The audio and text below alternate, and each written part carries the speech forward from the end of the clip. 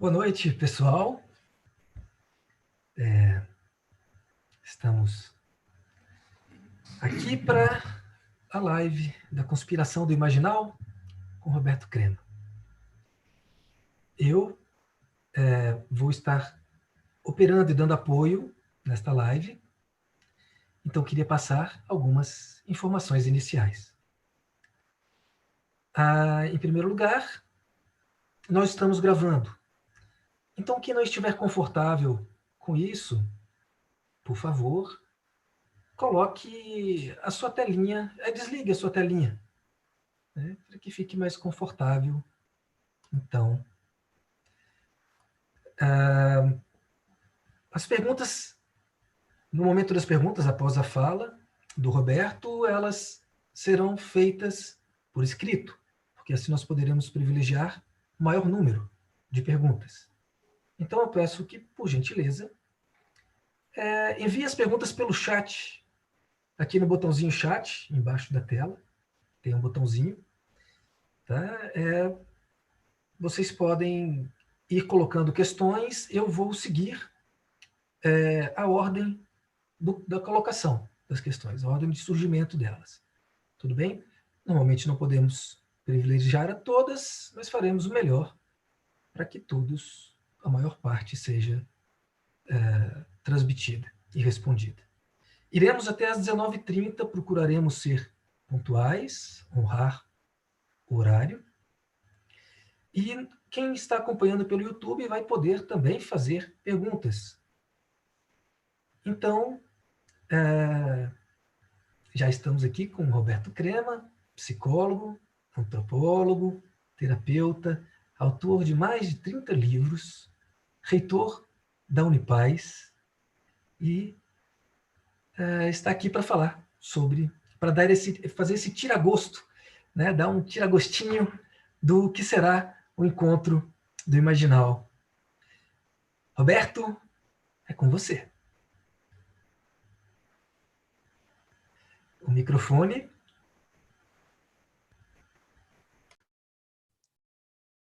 Olá. Nessa peregrinação rumo ao encontro imaginal, conspiração imaginal. O primeiro eu quero esclarecer que o conceito de conspiração que eu estou aqui focando advém de uma obra clássica de Mary Ferguson, da década de 80, Conspiração Aquariana. Uma jornalista, uma pesquisadora do cérebro, da abordagem holística, ela fez uma pesquisa com movimentos, sobretudo pós-Mahatma Gandhi, movimentos de rede, movimentos de network.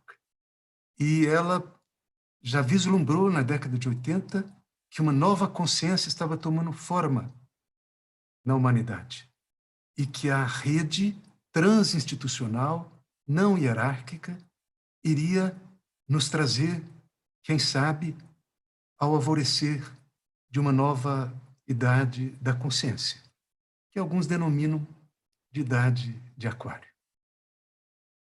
E eu quero também apresentar muito brevemente o fundo biográfico de quando o Imaginal chegou na minha existência. Era 1991, eu desperto numa madrugada, numa gargalhada, num sonho lúcido, em que eu me encontro com Omar Khayyam, o vento do deserto. Nessa ocasião, eu vivi 8 madrugadas, e nessas madrugadas, através de uma inspiração do instante, de uma consciência não dual, foram escritas 8 mensagens, 8 poemas do deserto. Isso engendrou um livro chamado Mensagens do Deserto, e o que eu estou relatando muito brevemente consta desse livro. Eu venho de madrugada para a minha biblioteca, pensando o homem que calculava, porque na consciência de vigília eu não sabia quem era Omar Khayyam. E busco esse livro, é Malbataan. Eu destinei todo esse dia, cancelei meus compromissos para buscar esse ser com quem eu me encontro num sonho lúcido, Omar Khayyam. Foi quando eu desvelei e comprei 2 exemplares do Rubaiyat. Aliás, vocês podem verificar ali, esse livro está aí desde 1991, Rubaiyat, que é um poema. Rubai são versos populares da Pérsia. Omar Khayyam é de Nishapur, século XI. Foi discípulo de Avicena, portanto, de toda essa linhagem do imaginal.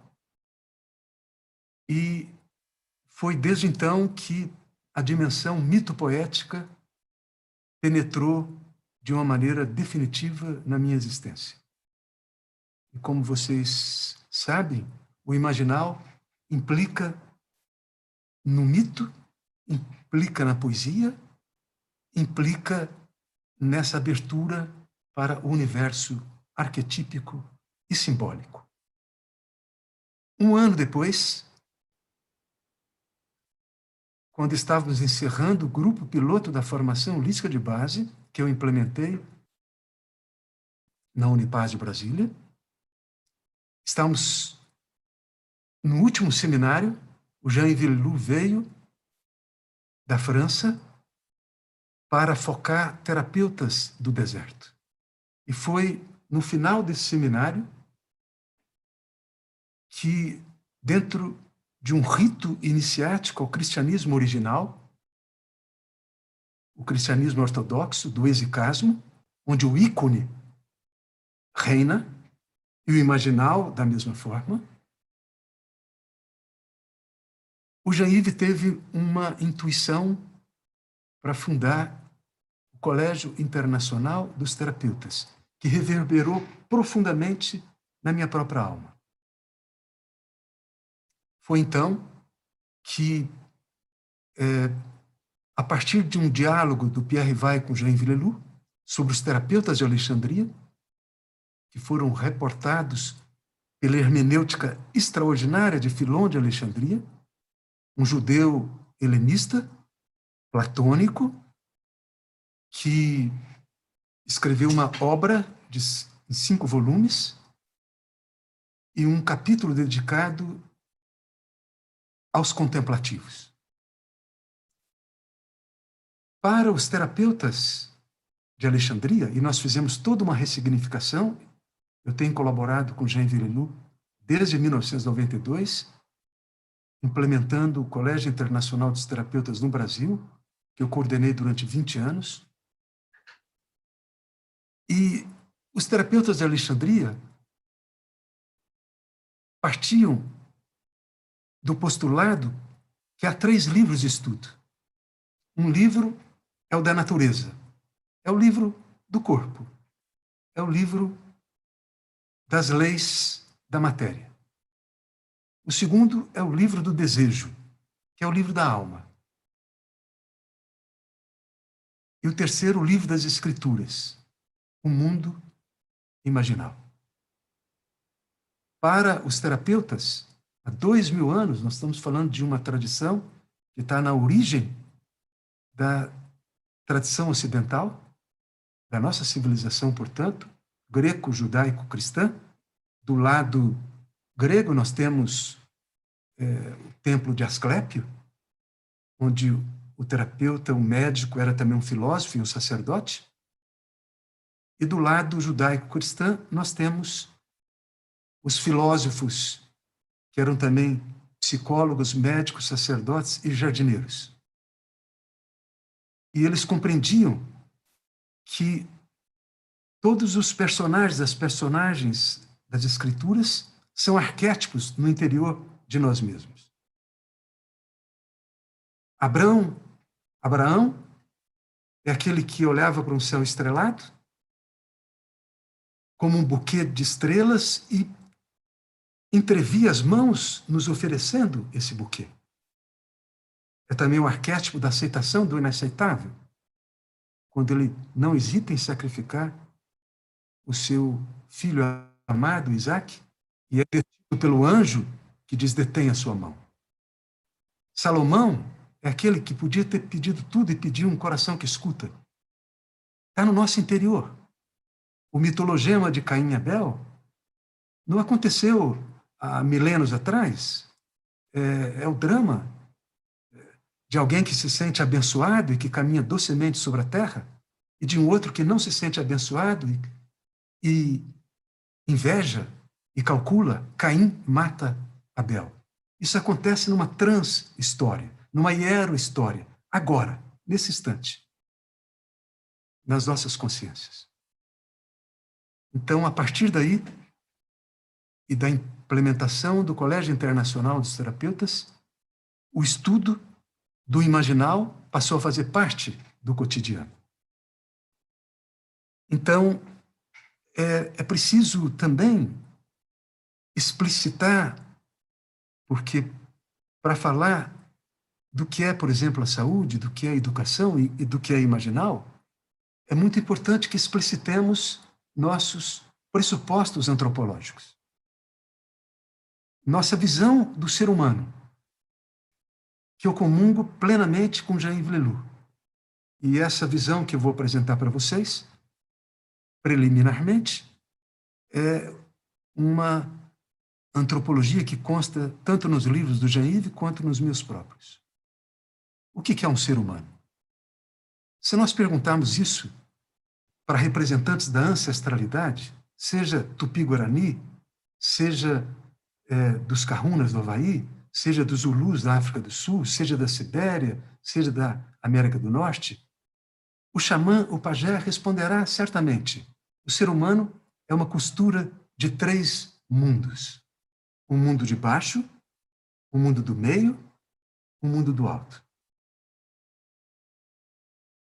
O mundo de baixo é o mundo físico, o mundo visível, o mundo da natureza, o reino mineral, vegetal e animal.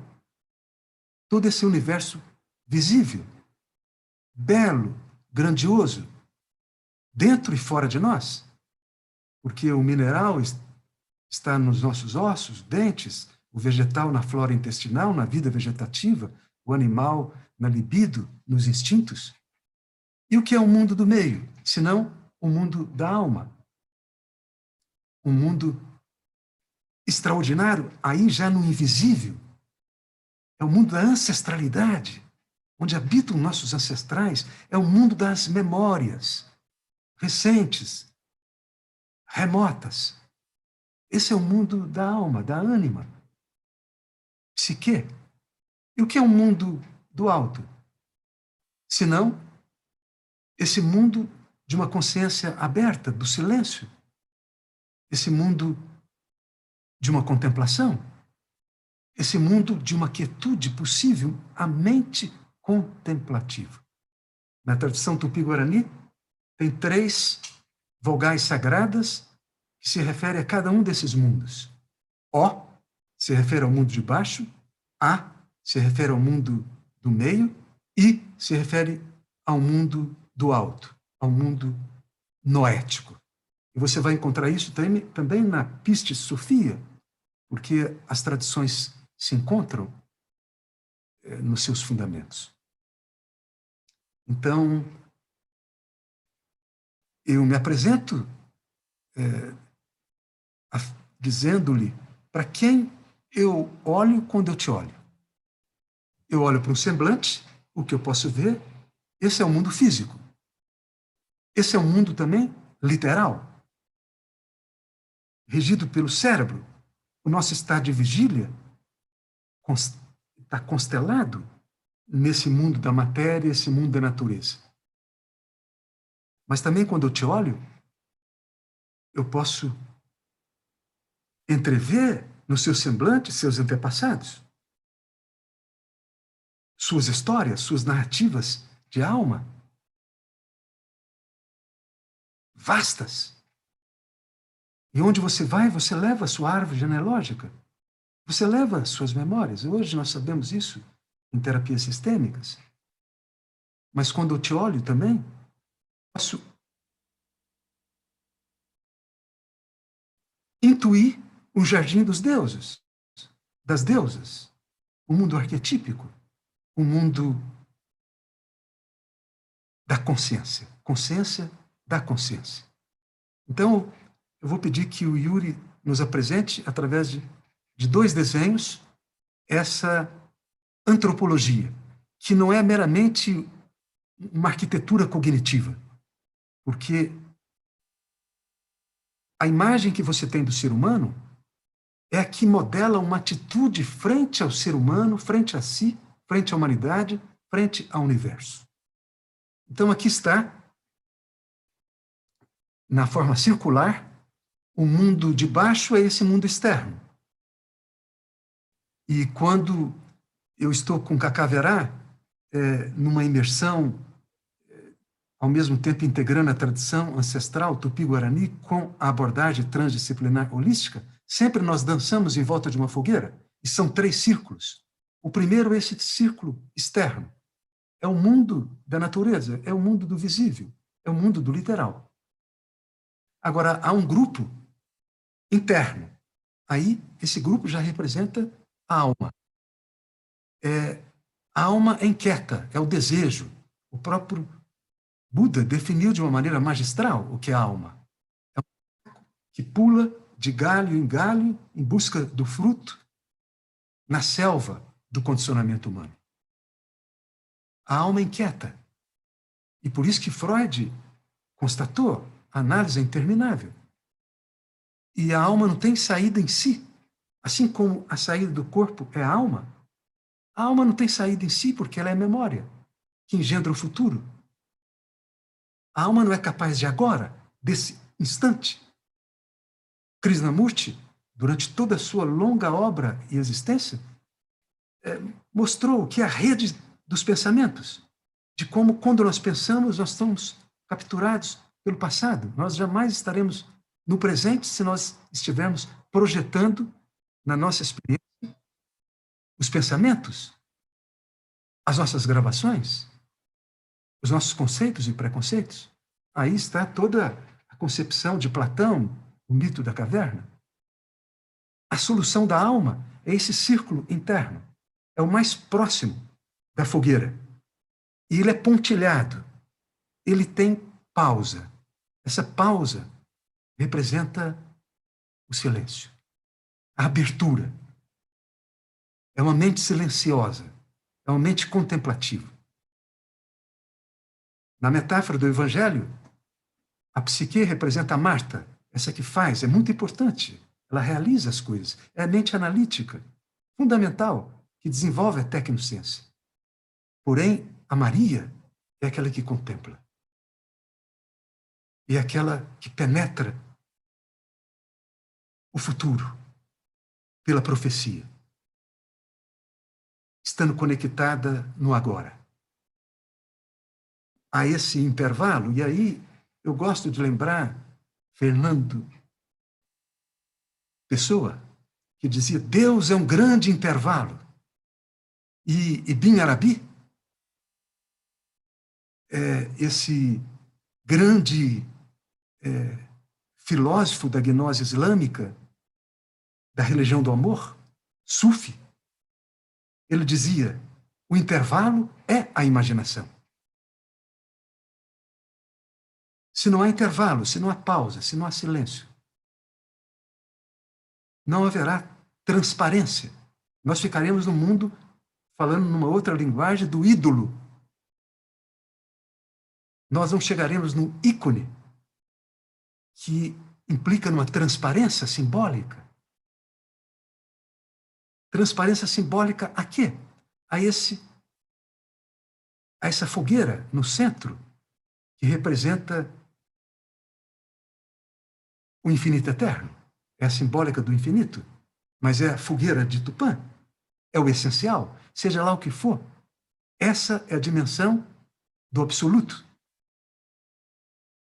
totalmente inefável, incapturável. Nós jamais entraremos em contato. Que você queira chamar de Deus, ou Yod-Hei Vav-Hei, Adonai, Elohim, ou Tal, ou Brahman, ou Tupantenodé, não importa. Você tem acesso apenas a essas energias que emanam desse mistério. E essas energias é esse mundo arquetípico, é esse mundo do anjo, do demônio, porque tem luz e tem sombra. É importante que se diga. E, portanto, nós podemos agora ver numa outra metodologia, no lado direito, é o mesmo círculo, só que ele é interrompido. E aí nós veremos o mundo no grego, soma, é esse primeiro graal. Eu gosto dessa imagem, porque ela complementa a anterior, na forma do graal, e graal é o feminino. E nós precisamos, sobretudo, se quisermos chegar no imaginal, resgatar a dimensão do feminino, do graal. E o primeiro graal é o corpo físico. Só que esse corpo, ele é animado por uma psique. A psique habita esse corpo. Não existe corpo sem psique. Corpo sem psique se chama cadáver. Porém, a psique é essa animação. Quando nós falamos de alguém que foi reanimado, por exemplo, quando falamos de Lázaro, isso é um equívoco, falar que ele foi ressuscitado. Seria o equívoco hermenêutico de confundir reanimação com ressurreição. A reanimação é o que, nesse momento, muitas pessoas estão vivenciando em UTIs sofisticadas. A pessoa vive uma morte cerebral e, através de instrumentos sofisticados ou através do mistério, ela é reanimada, ou seja, a ânima, a psique, retorna ao corpo. Isso é reanimação. Ressurreição é quando você nasce para o alto. Você nasce para a grande vida. Lázaro saiu de uma tumba lá na Palestina para depois de algumas décadas entrar numa outra. Tudo indica que no sul da França.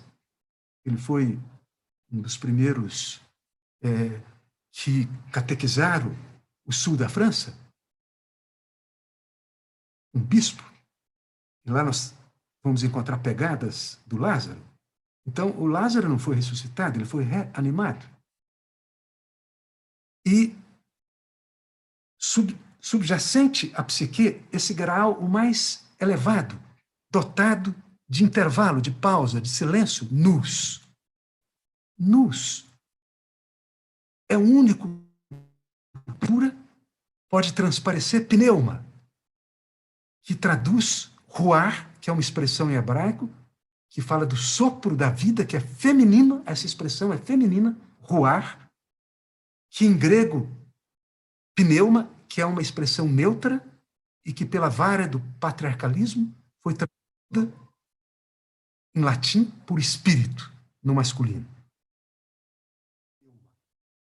A pneuma, nós podemos dizer na tradição hindu, Sat Chit Ananda, é o essencial. Porém, esse essencial apenas pode nos tocar através de uma abertura, através de uma quietude. Isso na Unipaz nós temos trabalhado há 33 anos, a partir da abordagem transdisciplinar.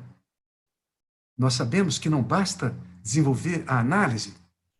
A análise é psicossomática, é uma questão do cérebro e da alma. Ela é muito importante para explorar o mundo exterior. Porém, como dizia Viktor Frankl,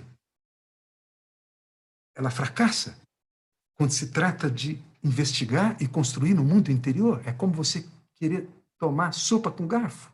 Escapa. Nós precisamos, e aí nós temos toda uma metodologia que na Unipaz nós chamamos de holopraxis. É a forma como você cultiva a dimensão noética que se traduz por silêncio e por imaginal. O universo arquetípico. Essas imagens estruturantes, sem nenhum conteúdo, no invisível que engendra o símbolo, que é o visível, que aponta para o invisível.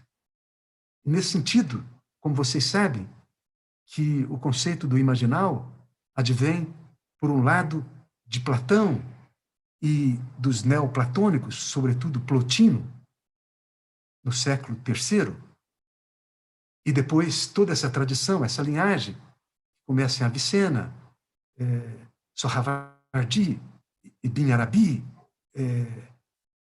que vai se estendendo até Mula Sadra e Comi, no século XVI, XVII.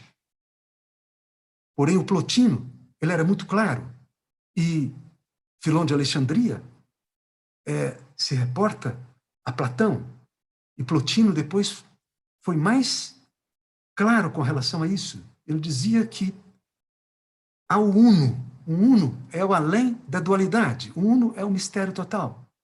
O uno, você quer chamar de mistério tremendo, Deus inefável, o nome que você queira dar. Mas é o que nos escapa eternamente, infinitamente. Porém, o uno expressa-se através de suas emanações, através de nus. E nus é metaforizado como sol. É a dimensão noética do silêncio e do arquétipo. E de nus é engendrado a alma. A lua é metaforizada pela lua, que recebe a luz do sol, que por sua vez é a mãe do corpo. E aí nós temos toda essa holoarquia. Quando um terapeuta era acolhido na ordem dos terapeutas, isso é algo que nós atualizamos de 2000 anos atrás para os tempos atuais, ele era abençoado. Assim, esteja em paz. Hoje, o acolhemos na ordem dos terapeutas, rebento e videira. Lembre-se da impermanência de tudo. Torne-se quem você é. Seja humilde. Aceite que a grande vida seja mestra da sua existência. Aceite que o Logos Criador seja o mestre da sua inteligência. Aceite que a beatitude infinita seja a mestra da sua alegria. Que o ser que é seja o mestre do ser que passa. Que a consciência nus seja o mestre da sua alma. Que a sua alma seja a mestra do seu corpo. Ame com inteligência e faça o que quiser. Seja consciente e faça o que puder, por sua felicidade e o bem de todos. Então, eu lembro também, apenas para trazer uma outra referência, Mula Sadra, que é considerado um dos mais eruditos representantes da gnose islâmica, de onde vem esse mundo desvelado por Henri Corbin, um continente totalmente esquecido que ele resgata com a sua erudição, o que ele chama de profetologia, a filosofia profética, a teosofia oriental, Alain Almital, mundos imaginários. Então, Mula Sadra, já no século XVI, XVII, falava também, como Filon de Alexandria, de 3 livros. Tem um livro da natureza, é o livro do corpo. Tem um livro do ser humano, que é o livro da alma. E tem um livro da Sagrada Escritura, que é Nus. E Nus se abre para a misericórdia, para o absoluto. Então ele tinha essa expressão que eu considero muito feliz. O corpo é o trono da alma universal. Porque a alma do ser humano expressa essa alma universal. A alma universal é o trono da consciência noética. E a consciência noética é o trono da misericórdia. E assim, nós podemos compreender, pelo próprio Mula Sadra, que todo o processo... Obrigado, Yuri, podemos já deixar os esquemas.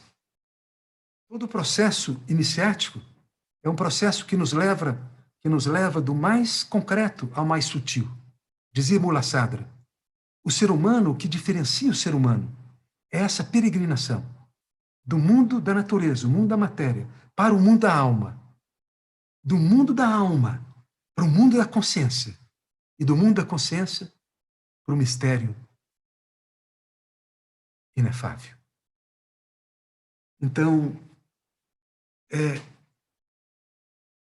Platão e Aristóteles, eu concordo com Henri Corbin, não são meramente filósofos, são destinos.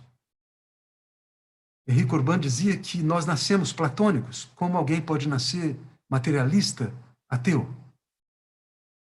E naquela bela pintura de Rafael, com todo um panteão de filósofos, no centro está Platão. E Platão, descalço, aponta para o alto, para o mundo das ideias, para o mundo arquetípico, para o mundo imaginal. Aristóteles, com a palma da mão voltada para baixo, aponta para o mundo pragmático, o mundo da natureza, o mundo literal. Não que Aristóteles desconhecesse essa dimensão sutil, mas foi a sua filosofia que engendrou, que é a matriz do que hoje nós compreendemos como o racionalismo científico. Então, daí que Henri Corbin vai falar sobre a catástrofe do Ocidente, que nós podemos expressar assim: Averroes, Avicena ou Averroes? Eis a questão. Aí nós já estamos no mundo islâmico. Avicena, décimo século, um grande médico, um grande filósofo platônico. Averroes, um peripatético, discípulo de Aristóteles. Já no século XII. E quando Averroes faleceu, diz Henri Corbin, Gilbert Durand também vai mostrar muito para esse momento emblemático na história da consciência ocidental, que lá estava Averroes sendo carregado o seu corpo, já inanimado, com seus livros, mas ele triunfou. Ele triunfou na história da consciência. Ibn Arabi, ao constatar que o racional, o literal, tinha triunfado, ele retorna para o Oriente de todas as luzes. Henri Corbin dirá que essa foi uma catástrofe, porque do averroísmo se desdobrou o tomismo, todo o paradigma medieval aristotélico tomista. Aristóteles sendo resgatado pela grande teologia de Tomás de Aquino. É escolástica, medieval, predominou durante 8 séculos. Isso nos levou ao cartesianismo. Isso nos levou ao que eu chamo pacto do século XVII, quando surge o racionalismo científico. Por que eu chamo de XVII? É tão óbvio que dói.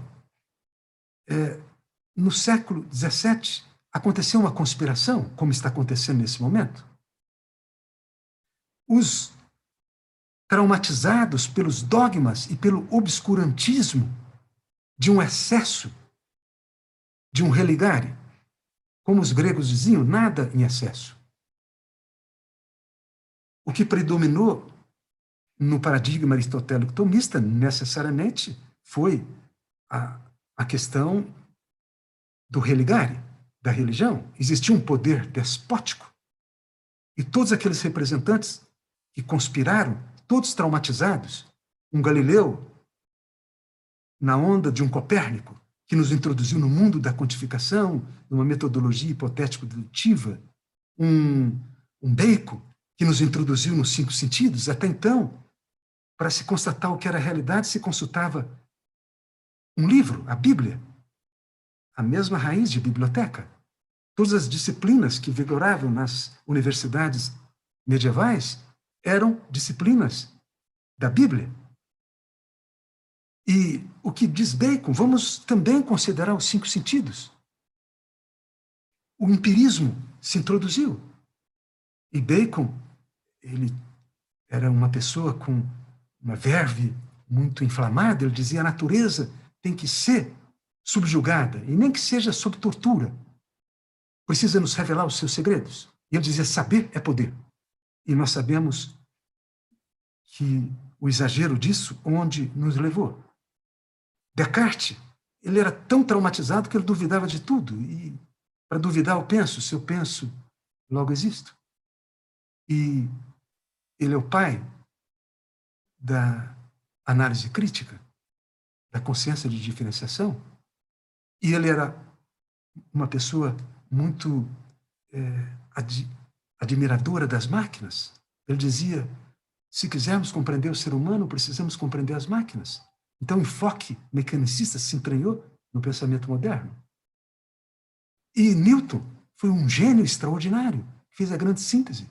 Eu estou falando de uma maneira bastante rude, bastante telegráfica, me desculpem, mas apenas para dizer que Newton desenvolveu uma síntese da matematização de Galileu, do empirismo baconiano, da análise crítica, do método analítico do Descartes, naquilo que foi um edifício tão portentoso e que foi identificado com a própria ciência durante séculos. Física, mecânica, ele introduziu no próprio universo a metáfora da máquina, como um relógio movido por leis eternas, as newtonianas. E isso foi fantástico. E que pacto foi esse? O pacto foi com a Igreja, que era o poder que, sobretudo, através da chamada Santa Inquisição, que matou mais seres humanos proporcionalmente do que a Segunda Guerra Mundial. É preciso falar desse momento obscuro, quando esse paradigma que teve momentos maravilhosos da patrística, dos monastérios, das catedrais. Mas, como diziam os gregos, nada em excesso. O excesso desse simbólico de uma religação, que é o símbolo que religa universos ontologicamente distintos.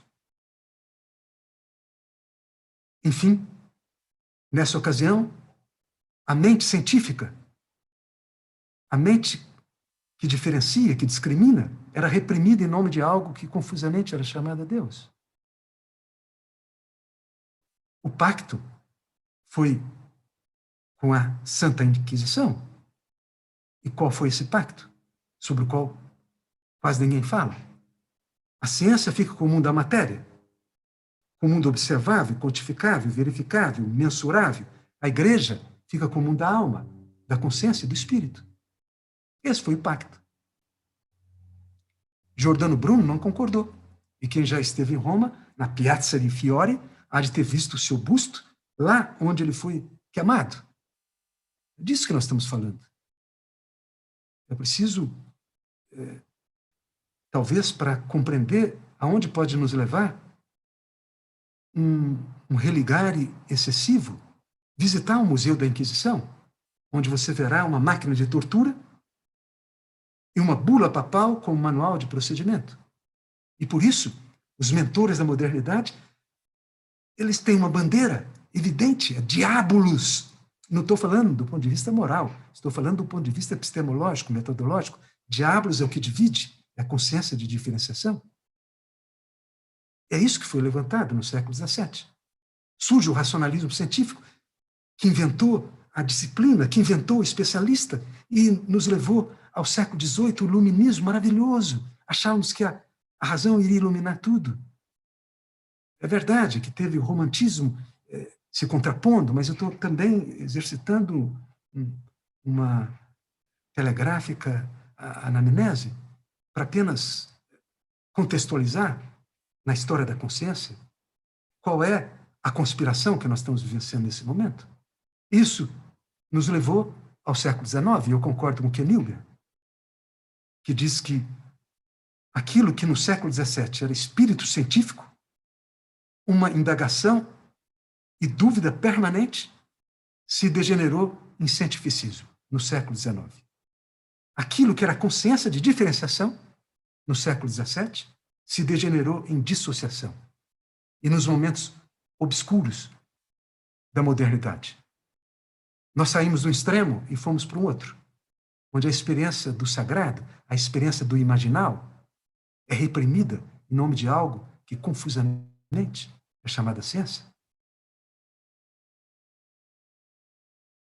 E é por isso que estamos, nesse momento, fazendo uma conspiração imaginal. Nós estamos atualizando esse pacto. E não se trata de excluir nada. Se o 11 de setembro foi um embate fatídico entre o pior da Idade Média, que é o fundamentalismo religioso, com o pior da Idade Moderna, que é o fundamentalismo mercadológico, o mercado cego, nós podemos propor uma aliança entre o melhor da Idade Média, a catedral, o oratório, e o melhor da Idade Moderna, a academia, o laboratório. E esse é o pacto. E isso que nos traz, nesse momento, o gênio de Corbin. Corbin mergulha no mundo platônico, no mundo neoplatônico, nessa linhagem da gnose islâmica. Ele era um apaixonado. E também faz uma convergência com a gnose ocidental, de Swedenborg, de Jacob Boehme, do Paracelso. E no círculo de Eranos, quando, em torno do gênio tutelar, que era Carl Gustav Jung, Henri Corbin, juntamente com Mircea Eliade, da ciência das religiões, juntamente com Joseph Campbell, com Gilbert Durand, com Scholem, da Cabala, com representantes da física quântica, grandes cientistas, filósofos, poetas das tradições e da ciência simbólica, sobretudo, se encontravam, eram solitários.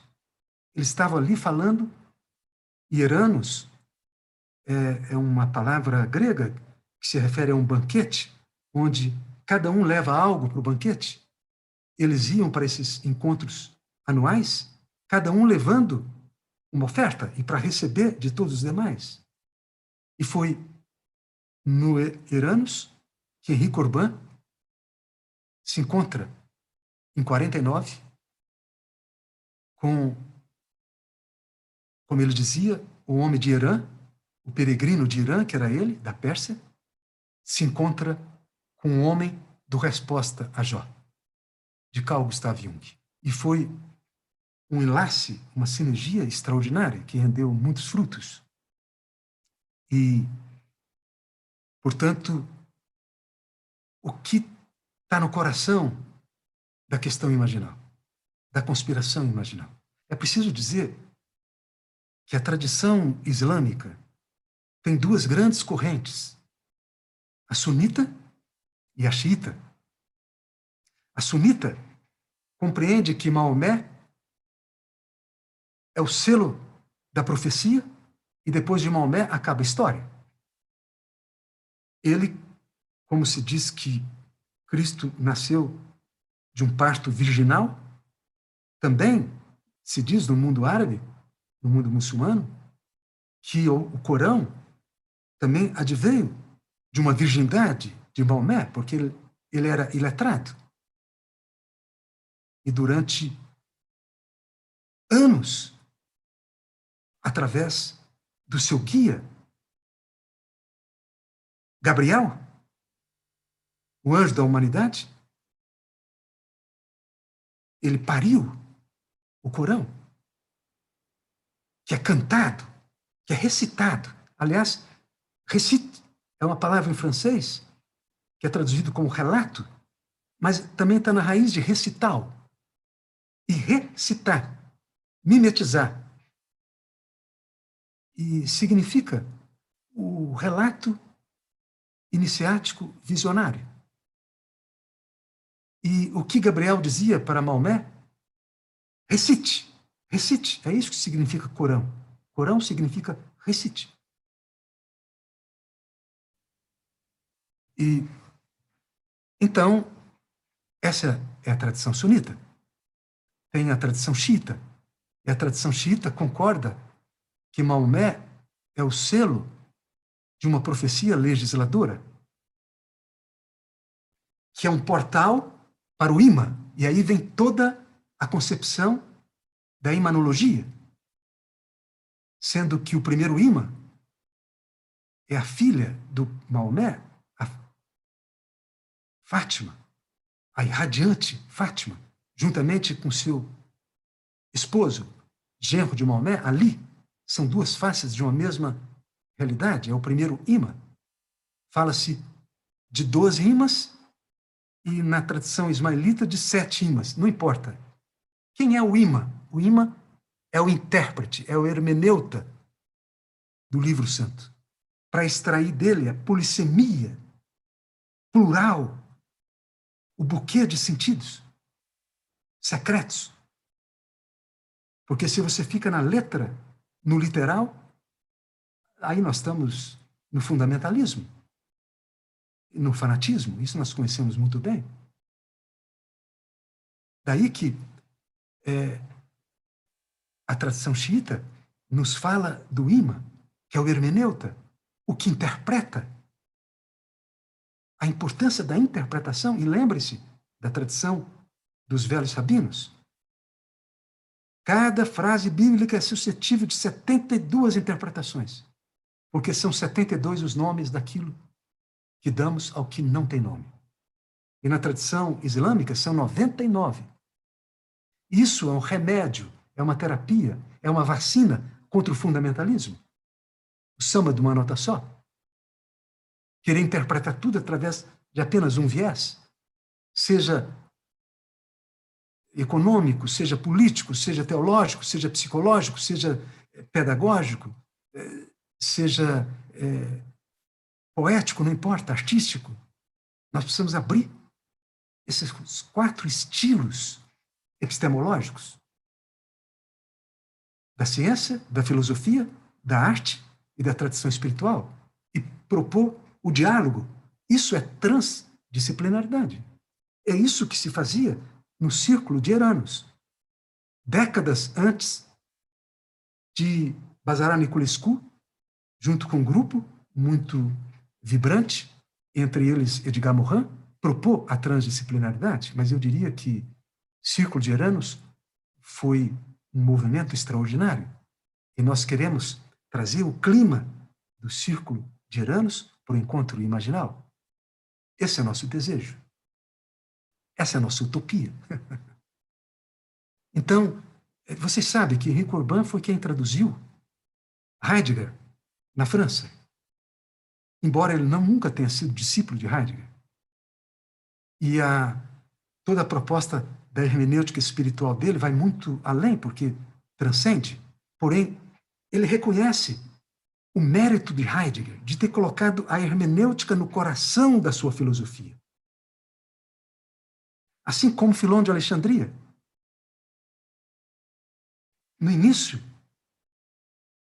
porque ele foi contemporâneo de Cristo, da idade cristã, nos falava da importância da hermenêutica, porque é a hermenêutica que nos liberta. O que é a pandemia na qual todos nós estamos impactados? É um sintoma. E é como uma passagem de escritura. É como um sonho. Por isso que os terapeutas de Alexandria, 2000 anos antes de Jung, para compreender a doença e o sintoma, estudavam as escrituras. E para se compreender as escrituras, estudavam as crises, as doenças, os sonhos. Porque todos fazem parte. São textos plurais escritos pelo mesmo logos, pela mesma inteligência. Então, nesse sentido, que A hermenêutica é o que nos leva a buscar compreender o que é a pandemia. Ninguém vai compreender a pandemia só por um viés. Seja da ciência, seja da filosofia, seja da arte, seja da espiritualidade, nós precisamos de todas essas janelas. Essa é a riqueza da abordagem transdisciplinar que acolhe desde o início o imaginal. O imaginal está conosco há 33 anos na Unipaz. E se solicita o hermeneuta em nós. Toda abordagem biográfica que surge de um outro grande hermeneuta, Schleiermacher, que foi o mestre de Wilhelm Dilthey, que é o pai da abordagem biográfica. E o que é a biografia? É a grafia, é a escrita da vida nos nossos passos, na nossa existência. Dilthey, que aprendeu muito Schleiermacher, que era muito importante para Carl Gustav Jung, ele se refere e ele propõe uma religião individual, Schleiermacher. A questão individual é muito importante no imaginal. O indivíduo é inefável. Não é o indivíduo que está na história. A história está em nós. Nós não estamos no mundo, o mundo está em nós. E é por isso que o hermeneuta é aquele que extrai sentido, seja lá do que for. Se a menor distância entre duas pessoas é o riso e a lágrima. Para cada riso, tem no mínimo 72 interpretações. Para cada lágrima, idem. E o que é a biografia? É você transmutar o caos das suas lágrimas e dos seus risos, dos dias e das noites, através do fio do sentido, onde você assume a função do autor, da autora, é você escrever. Por isso se diz na abordagem biográfica que uma pessoa não escreve a sua biografia porque tem uma história. Uma pessoa tem uma história porque escreveu sua biografia. E Dilthey é aquele que percebeu a tendência da sua época de naturalização da alma e do espírito. Ele foi contemporâneo de Freud. Ele percebia a ingenuidade freudiana, se inspirando nas suas metáforas da termodinâmica, buscando explicar tudo a partir de um neopositivismo. E o que Dilthey diz? Ele rompe, a partir da hermenêutica, de uma fenomenologia, e ele diz: a natureza se explica, a alma se compreende. E ele desenvolve todo um continente que foi chamado por ele de ciências do espírito, e que depois foram rebatizadas como ciências humanas, como se alguma ciência não fora humana. São sintomas. Isso, Jung foi extraordinário. Ele percebeu que a psique estava na raiz de tudo. Todas as ciências de 4 funções psíquicas. O que é a ciência, senão um diálogo predominantemente da sensação com o pensamento? O que é arte, senão o diálogo predominantemente da sensação com o sentimento? O que é filosofia, senão o diálogo dominante entre o pensamento e a intuição? E o que é a tradição espiritual, senão um diálogo dominante entre o sentimento e a intuição? E através do que ele propunha, essa é a abordagem integrativa do Jung, que nós estamos há 33 anos, todos os nossos programas e projetos parte dessa estratégia. Há que cultivar as funções que estão atrofiadas, indiferenciadas, integrá-las, harmonizá-las. Então surge uma quinta função, que ele chamou de self, que na tradição hindu se chama de Atma, que é a inteligência integral, que precisa orientar o ego. Essa é a proposta de individuação do Jung, e que nós vamos encontrar nos relatos visionários de Sohrawardi, o mestre de Henri Corbin, porque você sabe, Henri Corbin, ele foi iniciado na gnose islâmica durante a Segunda Guerra Mundial, quando entre 1949 1939 e 1945, ele viveu um retiro, que ele chama de um retiro, no Instituto Antropológico de Istambul, onde ele disse que foi iniciado a virtude do silêncio por um mestre, Sohrawardi, do século XII.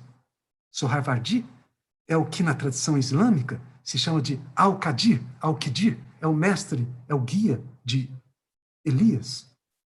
O arquétipo do profeta é o guia do Moisés.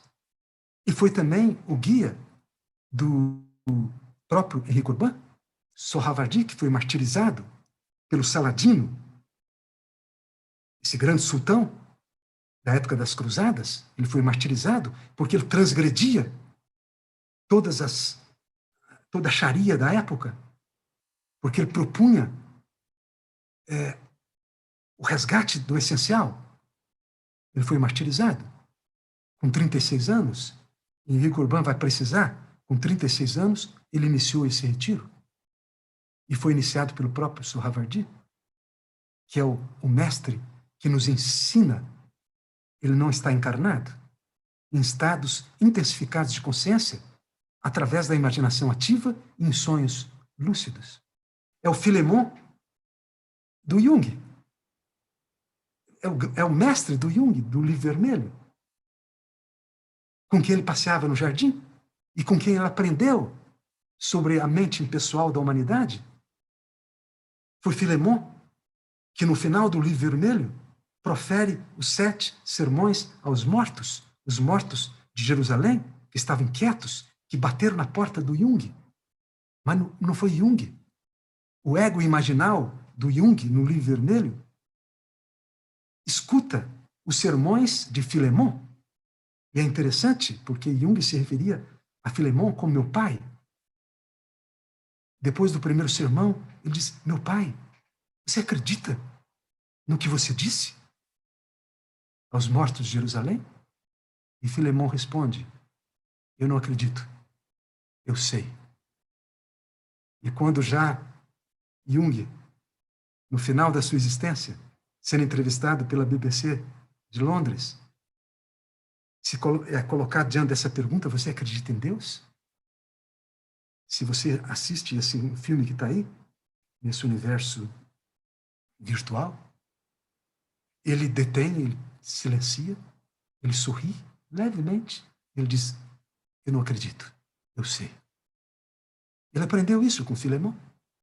E Filemon é o Qadir. E o Qadir nos toca, todos nós. Todos nós, em algum momento, provavelmente, e via de regra, esquecemos. Fomos tocados pelo Qadir. E, sobretudo, aqueles que estão na peregrinação para o encontro imaginal. Nós não estamos aqui por acaso. O acaso é o nome que damos à distração. Portanto, a hermenêutica é o que nos liberta. A única crise que nos derrota, que nos sepulta, é aquela para a qual nós não temos nenhum sentido para dar. Mas se você tem uma inteligência hermenêutica, você extrai da sua crise, do seu luto, da sua doença, da pandemia, seja lá do que for, você extrai sentidos. E depois de lágrimas, e depois de viver a catarse que é necessária, você vai ficar de pé. Essa é a importância da hermenêutica. E é de fato, triste constatar que nós vivenciamos um analfabetismo simbólico. Nossas academias não nos ensinam a simbolizar. E por isso estamos totalmente imaturos e despreparados para as crises. Somos como folhas levadas pelo vento. Essa é a função de alguém que assume a autoria da própria existência como um sujeito e interpreta. E qual a interpretação do mundo dos imaginários? Tawil. Levar tudo à sua origem, ao seu arquétipo. Arquétipo é a mesma raiz de arqueologia, é a origem. Levar tudo à sua origem. E a origem, portanto, nus, o imaginal. Nós podemos representar o que você vai encontrar em praticamente todas as gnoses. É bastante simples. A luz tomba no pó para que o pó se ilumine. O espírito tomba na matéria para que a matéria se espiritualize.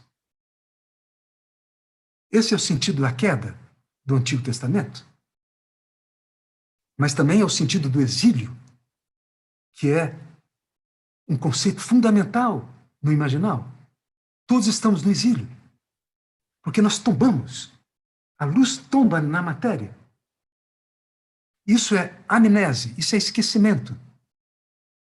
Isso é involução. Para que a matéria se espiritualize, isso é anamnese, no sentido platônico. Nós não aprendemos, nós recordamos. Isso é evolução. Isso é retornar, é o retorno, é o êxodo do exílio para o lar, da essência. É o que está na parábola do filho e da filha pródiga. O retorno à casa do grande pai, da grande mãe. Isso nos acolhe a todos. Todos nós estamos em algum momento dessa queda da luz no pó, ou dessa elevação do pó à luz. E por isso, tudo dá certo no final. Se não estiver dando certo agora, é porque não estamos no final. Estamos condenados a mais, estamos condenados à iluminação. Esse é um sentido que podemos depreender do imaginal. Nós somos peregrinos. E, portanto, trata-se de ter consciência do exílio. Porque a catástrofe, como diz Henri Corbin, não é o exílio. A catástrofe é o exílio do exílio. É a pessoa não se sentir no exílio. É só quando eu me percebo incompleto, perdido, esquecido de mim.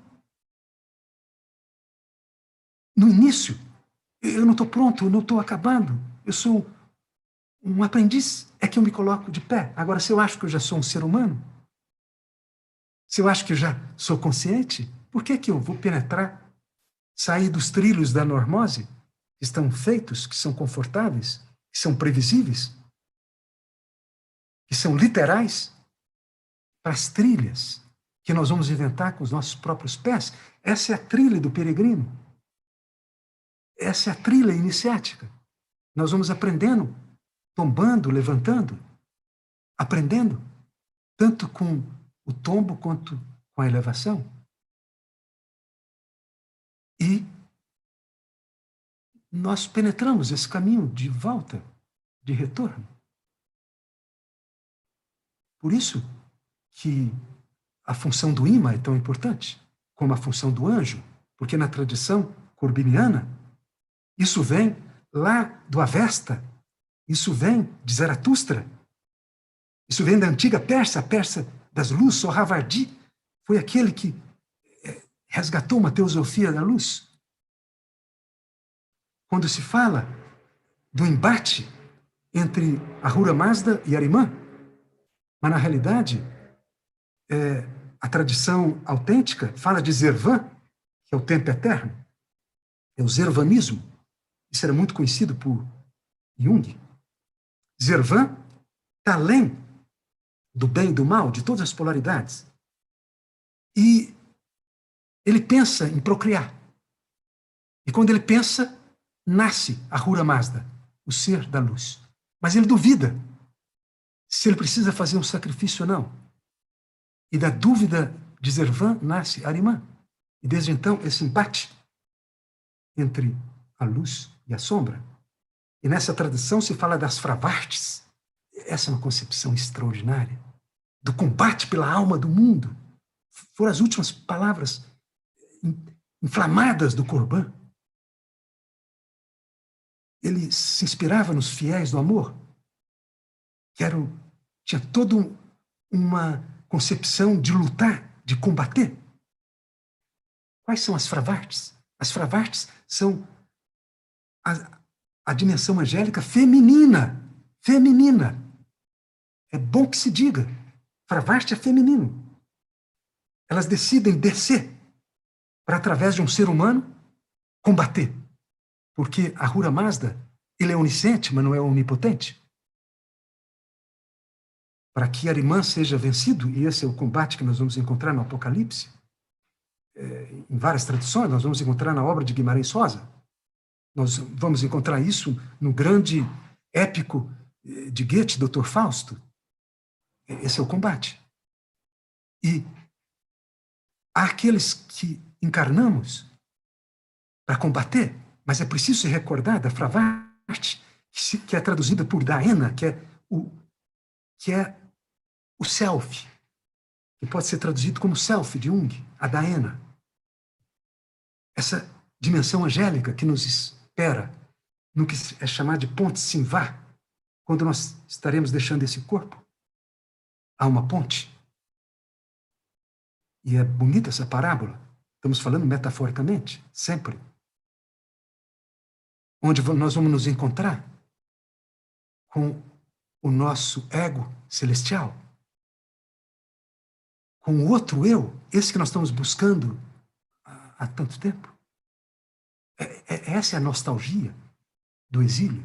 Nós não vamos ficar em paz enquanto não abraçarmos a Daena e com ela combatermos com a nossa gotinha d'água. Esse é o sentido de combater pela alma do mundo. No coração da proposta de Henri Corbin. De acordo com Gilbert Durand, a última conferência que Henri Corbin deu na sua Universidade São João de Jerusalém se chamou Os Vagabundos do Ocidente, os Peregrinos do Oriente. E está aí todo o desafio de vagabundear sem norte, sem o Oriente. É isso que significa oriente-se. Ou então peregrinar. E a peregrinação é o caminho de volta, é o êxodo. É quando retornamos ao lar da essência. Então, queridas, queridos, eu vou terminar para, quem sabe, a gente conversar um pouquinho com um poema. Porque é importante dizer que o mundo dos imaginários, ele transpira o poema, porque a beleza está como Sofia no coração desse combate pela alma do mundo. Sofia, a Sofia eterna. É nesse sentido que Corbin e Jung tinham suas diferenças, sim. Porém, eles se aliavam pela Sofia eterna. O epílogo do Henri Corbin, a resposta a Jó, de Jung, é algo sublime, que vai falar de 3 etapas. O esquecimento da Sofia, que é a amnésia da Sofia, é aquele Deus tirânico que coloca em prova o pobre Jó, apostando com Satã. Depois, a recordação de Sofia. E depois, o deslumbramento da Sofia. Por isso, o grau. Por isso, a poesia. Eu quero concluir com Juan Ramón Jiménez. Um poema que ele escreveu no momento em que ele sentia que a sua alma estava sendo roubada. Ele estava em depressão. Ele subiu os Pirineus e desceu com um poema que para mim é uma prece. Eu não sou eu. Sou este que caminha ao meu lado e que eu não vejo. Que às vezes visito, que às vezes esqueço. O que cala, sereno, eu falo. O que perdoa, doce, quando odeio. O que passeia por onde estou ausente. O que estará de pé quando eu estiver morrendo. Eu não sou eu. Eu sou alguém que caminha ao meu lado e que eu não vejo. Eu gosto de, nesse poema, entrever a nossa Fravarte, a nossa Diana, o retorno do exílio, esse abraço do mistério, no apaziguamento do além, do mundo das polaridades, mundo imaginal, reencantamento e o resgate da magia da existência.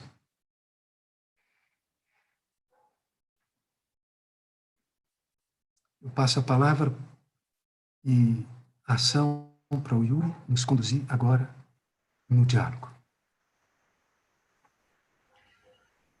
Que legal. Que conhecimento fantástico. Que sabedoria.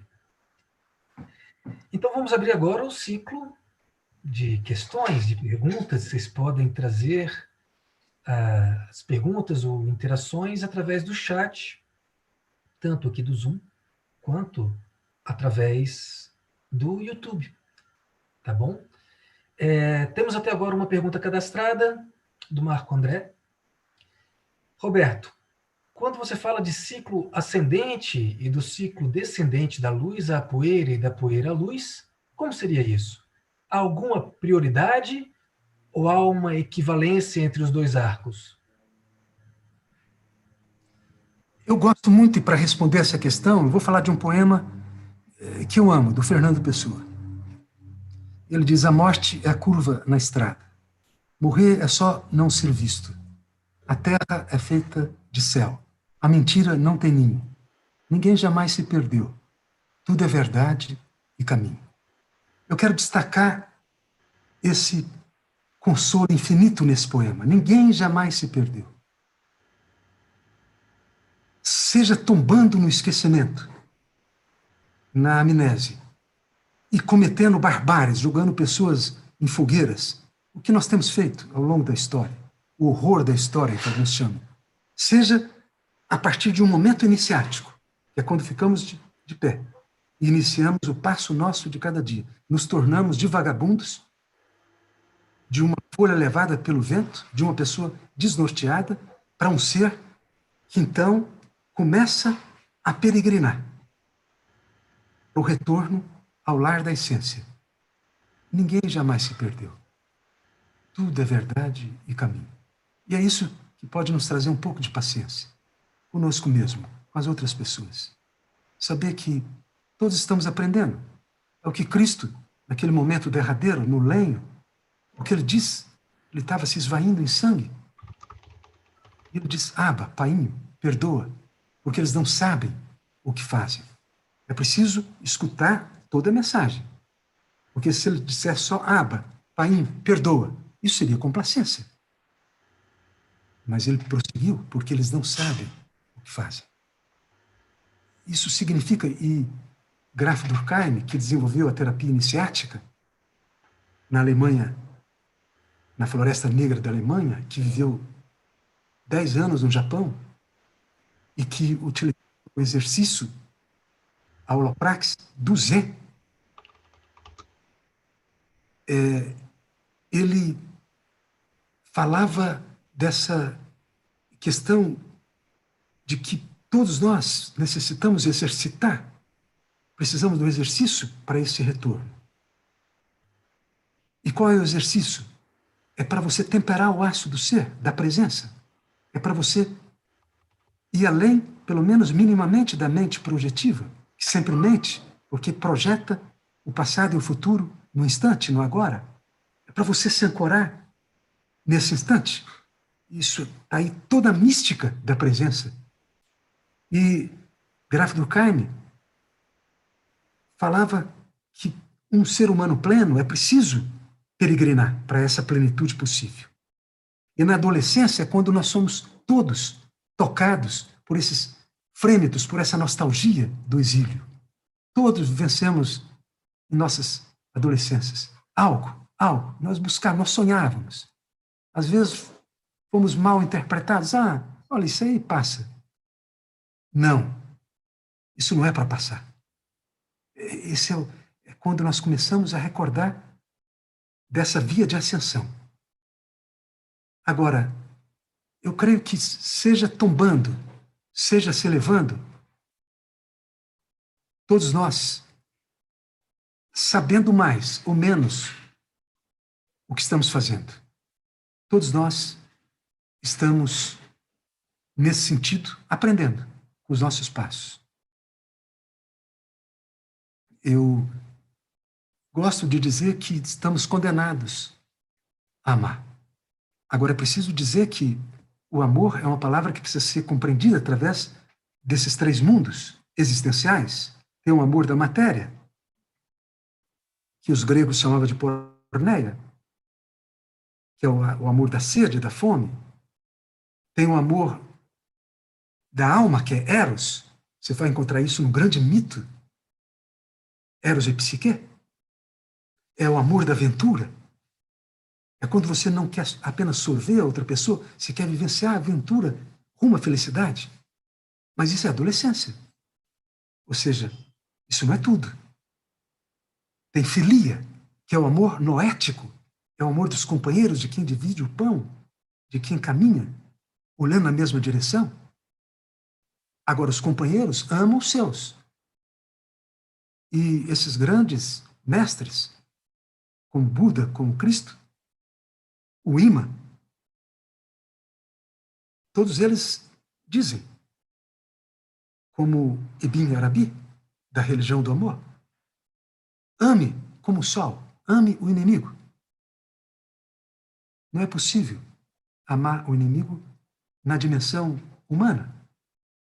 É impossível, porque o inimigo vem para violar, para saquear. E mesmo assim, ame o inimigo.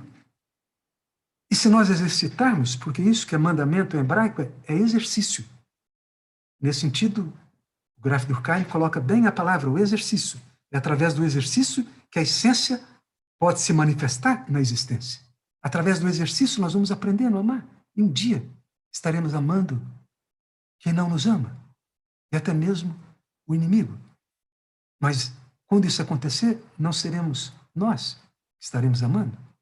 Será um serafim, um querubim, amando através de nós. E nós estaremos trazendo para o mundo o que está além do mundo. Porém, essa é a tarefa.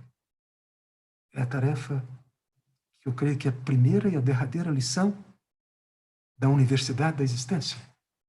E nesse sentido, voltando à questão que o querido Marco André levanta, que é muito vasta, que eu não pretendo ter respondido, nem muito menos esgotado, eu apenas indico com o Fernando Pessoa. Ninguém jamais se perdeu.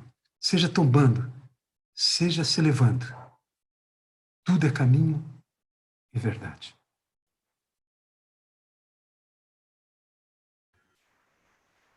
Temos agora, então, uma mensagem da Nista.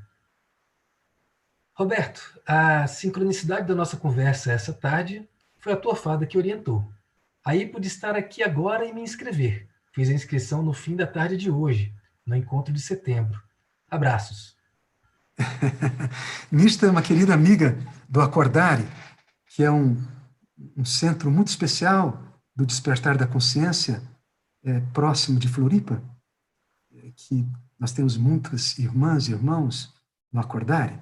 E a Nista tem se devotado, sua missão é com relação ao reino das fadas. As fadas fazem parte do mundo dos imaginários. E as fadas representam, na tradição simbólica, a ponte entre o ser humano e o anjo. Passa por esse feminino fantástico das fadas. E a Nista já me deu um bastão da fada e agora preparou, porque ela faz fadas. E olha, é algo lindo. É só quem esteve com a Nista e com essa produção artística que ela faz, para perceber, e o que eu disse para a Nista, é que isso é imaginal. É assim como o unicórnio que nos anima no coração da Logo. O unicórnio vive no mundo dos imaginários, assim como os gnomos, evidentemente, os anjos, os demônios, os deuses, as divindades. Os arquétipos, todos os arquétipos, vivem nesse mundo imaginário. É o mais poderoso. Eu me lembro quando eu estava com uma amiga, a Dulce Magalhães, querida, aí de Floripa, ela já fez a partida, e nós estávamos conversando num congresso, e alguém pergunta para Dulce, você acredita em São Jorge? A Dulce olhou para ele e disse, em você, eu não sei se eu acredito, mas em São Jorge? Como não acreditar em São Jorge? O arquétipo é o mundo mais ontologicamente real. É a ponta cerada da consciência. Quando a gente fala de metanoia, nós estamos falando de meta-nous. Além de nous, a ressurreição. O imaginal é a véspera. Não é a verdade. Não é a essência. Mas é esse mundo intermediário que pode nos abrir para receber essas emanações, esses nomes, esses arquétipos que vêm do mistério. E é isso que pode trazer sentido às nossas existências. E é isso que pode, quem sabe, por isso nós insistimos, o encontro imaginal 2020, setembro, primavera, no mês da primavera, primeira verdade. Conspiração imaginal. Porque é para nos fortalecermos, para criativamente encontrarmos, não talvez o novo normal, talvez, como diz a querida Lídia, a minha irmã da reitoria da Unipaz, um novo começo. E nós necessitamos, como diz Manuel Bandeira, um outro poeta extraordinário, tudo que eu não invento é mentira. Sem o imaginal, nós ficaremos andando em círculos na alma e totalmente perdidos no corpo. É o imaginal que pode nos orientar. E, portanto, Nista, nós conversamos hoje à tarde e eu dizia para ela sobre essa live, ela falou, mas eu quero assistir essa live. Eu disse, bem, é para os inscritos. Ela falou, eu vou me inscrever. E está aí o testemunho. Muito obrigado pelo seu sim e por estar conosco. Bom, não temos mais nenhuma questão nos chats, nem nenhuma manifestação. Acabou de aparecer uma aqui do Felipe França. Teria uma dica para tentar viver na terceira atenção? A terceira atenção vem do mundo xamânico. Eu agradeço o Felipe, porque ele nos traz a ancestralidade. Ele nos traz essa tradição que remonta a 40 mil anos, onde habitam os xamãs e os pajés, no mundo dos imaginários. Eu acabo de lançar um livro com o meu irmão Cacá Verá, A Águia e o Colibri. Eu faço uma síntese da obra de Castanheda, que me tocou muito, e eu devo a Castanheda. Quando eu me formei em antropologia, eu não queria abandonar o trabalho de campo antropológico. Eu devo a Castanheda e, por isso, eu paguei um tributo da minha gratidão, escrevendo sobre a sua obra, que é extraordinária, que é a tradição tolteca, cujo totem é a águia, enquanto a tradição tupi-guarani, o totem é o colibri, que representa a alma namorada do ser, namorada da consciência. Então, na obra de tolteca, se fala de 3 atenções. A primeira atenção é o tonal. E tonal é tudo que você define. Eu diria que, numa linguagem contemporânea, tonal é a dimensão analítica. Tudo que você conceitua, que você define, todo o universo acadêmico, toda a tecnociência advém do tonal. E é muito importante essa primeira atenção, que é a atenção do literal, desse mundo visível, desse mundo que o cérebro consegue, num pequeno espectro, penetrar e decodificar. Porém, há uma segunda atenção, que os toltecas denominam de naual. E o know-how é o mundo das ideias. É tudo aquilo que não tem nome para dar.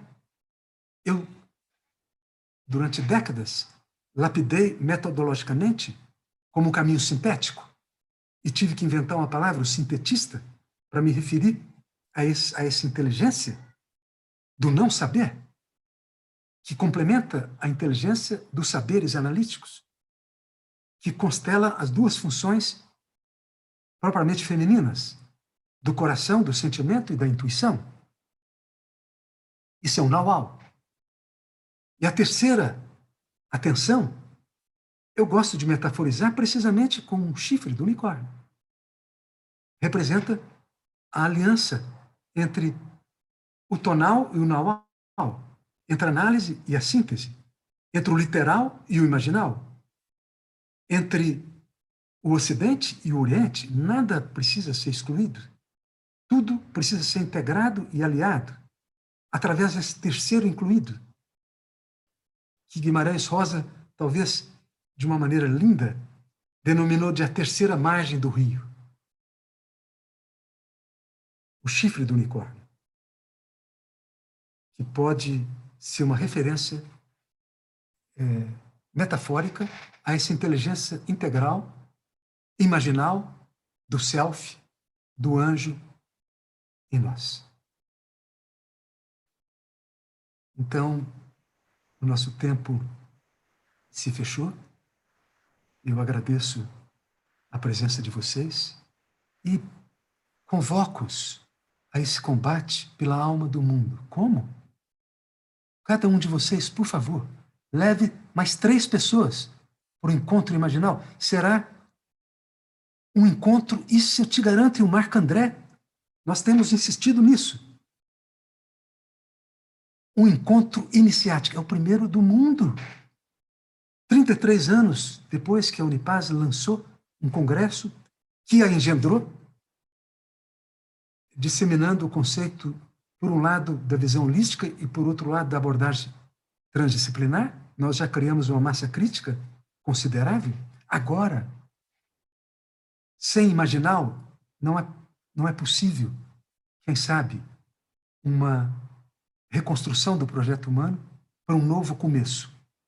Não se trata de um fim de mundo, mas talvez nós estejamos presenciando, e o próprio Jung, o livro vermelho do Jung, que talvez seja um dos livros mais extraordinários, é um gênero único, ele vai estar presente no encontro imaginal.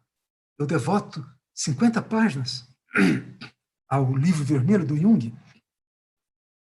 No último capítulo desse livro, que eu publiquei quando a Unipaz completou 30 anos,